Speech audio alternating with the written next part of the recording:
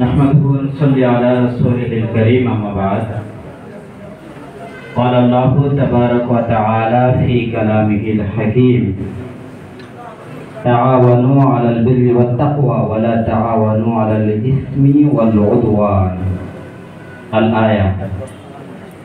अन इब्न मसऊद रज़ियल्लाहु तआला अन्हु क़ाल क़ाल रसूलुल्लाहि सल्लल्लाहु अलैहि वसल्लम यतखव्वलूना बिल मौइज़ति फ़िल अय्याम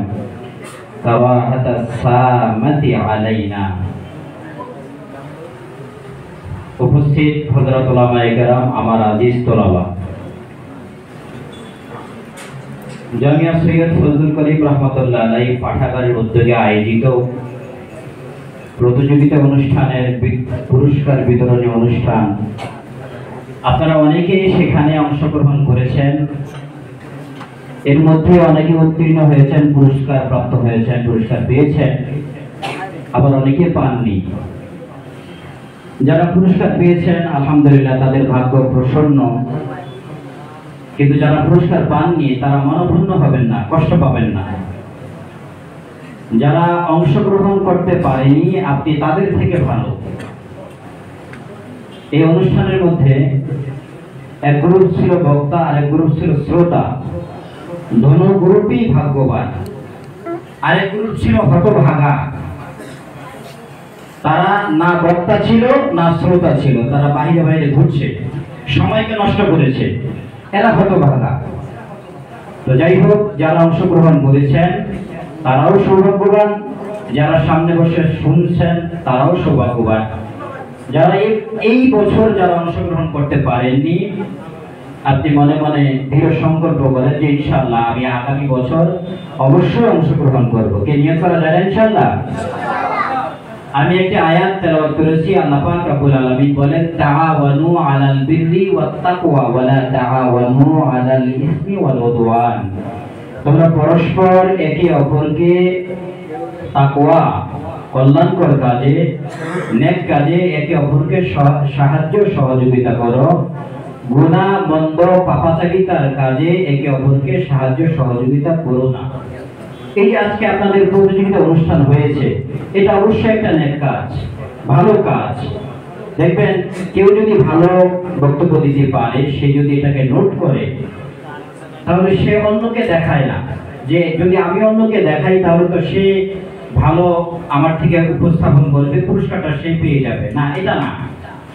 দেখা যায় অনেক সময় যে উভয়জনই ভালো করেছে কিন্তু পুরস্কার একজনের তাকদীরে আছে। এজন্য আমরা সবাইকে সাজেশন করব, দেখাবো। যখন আমরা কোনো বিষয় বক্তৃতা অথবা গজল নোট করব, তখন আমরা অপরের সঙ্গে সেটা শেয়ার করব, যে অপর ভাইকে আমরা সেই বিষয়ে অবগত করব, যাতে করে আমরা সবাই এই বিষয়ে জ্ঞান অর্জন করতে পারি। এই হলো এক। আরেকটা বিষয় হচ্ছে আপনাদের এখন শেখার বয়স। আপনারা এখান থেকে শিখবেন যে বক্তৃতা কিভাবে দিতে হয়, কোন মজলিসে কিভাবে কোন ধরনের বক্তব্য উপস্থাপন করতে হয়। সব মজলিসের বক্তব্য এক ধরনের হয় না। এটা হলো ঘরোয়া মজলিস, এখানের বক্তব্য এক ধরনের।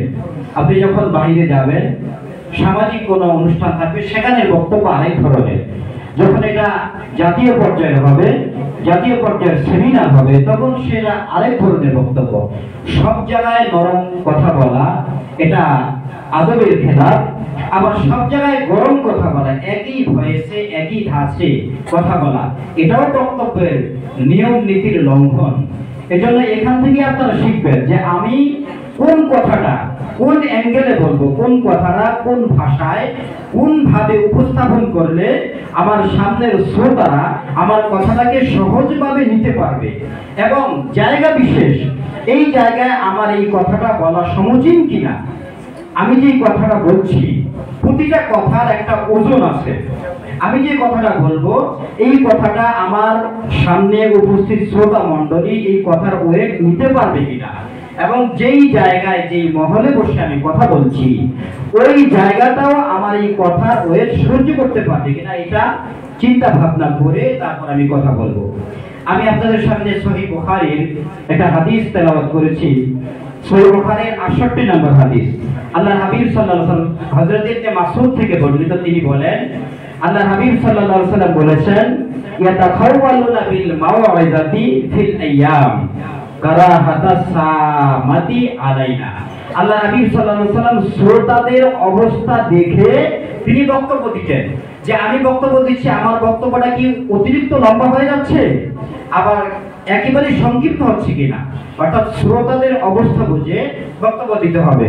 যে শ্রোতারা যদি বিরক্ত হয়ে যায় তাহলে শেষ করতে হবে, আর যদি শ্রোতারা শুনতে আগ্রহী তাহলে চালিয়ে দিতে হবে। যাই হোক, কিছু কথা বললাম। আল্লাহ তাআলা আমাদের সকলকে আমল করার তৌফিক দান করুন। আপনাদের সকলকে আলেমে হক্কানি রব্বানি হিসাবে আল্লাহ রাব্বুল আলামিন কবুল করুন। ওয়া মা আলাইনা ইল্লাল বালাগ। আসসালামু আলাইকুম ওয়া রাহমাতুল্লাহি ওয়া বারাকাতুহু।